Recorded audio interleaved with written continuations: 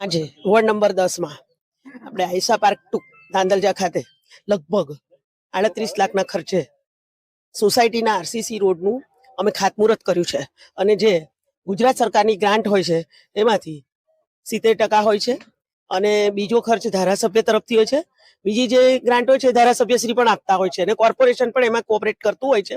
એ પ્રમાણે ધારાસભ્યશ્રી, સરકાર અને કોર્પોરેશનની ગ્રાન્ટ થ્રુ લગભગ 38 લાખના ખર્ચે અત્રે તાંદલજામાં 38 લાખના ખર્ચે આરસીસી રોડ સોસાયટીની આંતરિક આરસીસી રોડનું આપણે આજે ખાતમુહૂર્ત કર્યું છે અને આ પહેલા પણ અમે 30 લાખનું ખર્ચે ગુજરાત ટ્રેક્ટર ખાતે ગયા અઠવાડિયામાં પણ ખાતમુહૂર્ત કર્યું છે.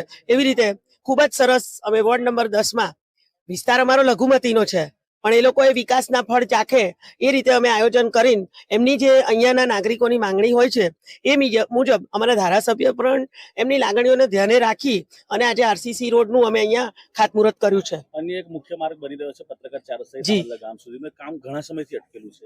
જી હા, ચોક્કસ. પરંતુ એ કામમાં થોડું દબાણ છે અને અમે એ લોકોને કહ્યું જ છે, અહીંયાના જે એ રોડ ઉપર વસતા નાગરિકોના જ દબાણ છે.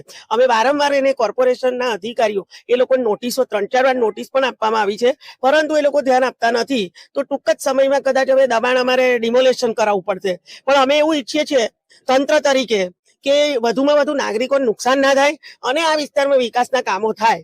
તો અમારી આ વિસ્તારના નાગરિકોને એવી અપીલ છે કે તમે જ જો તમારા જાણીતા ઓળખીતા ને મિત્રો હોય તો એ લોકોને જે રોડ ઉપર અમારે 13 મીટર બંને બાજુ લેવાનું છે, વચ્ચે 1 મીટરનું ડિવાઈડર છે અને અમે એ લોકોને એવું કહે છે કે તમારાથી જો એ લોકો માનતા હોય ને દબાણ દૂર કરતા હોય તો વેલ એન્ડ ગુડ છે અને તરત અમે આ રોડ ચાલુ કરાવી દઈએ. કે કાચો પાકો થઈ ગયો છે, બસ થોડુંક 25%નું જ કામ હવે એ રોડમાં બાકી છે અને આવા વિકાસના કામો ખૂબ સુંદર રીતે થઈ રહ્યા છે અને ખૂબ અમને લાગે છે કે નાગરિકો પણ અમારા કામોથી ખુશ હશે એવી અપેક્ષા રાખીએ છીએ. अस्सलाम वालेकुम. આજ રોજ અમારા આયશા પાર્ક 2 તાંદલજા મધુરમ સોસાયટીની પાછળ આવેલું છે તેમાં ઇન્ટરનલ આંતરિક રોડ માટેનું ઉદ્ઘાટન થયું છે જે ચૈતન્ય દેસાઈ સાહેબની ગ્રાન્ટમાંથી અને એમના બીજા સાથીદારોની ગ્રાન્ટમાંથી આ ગ્રાન્ટ મળી છે અમને અને એમના સાથથી સહકારથી અમોને જે આરસીસી રોડ માટેની જરૂરિયાત છે એની જરૂરિયાત પૂરી થશે.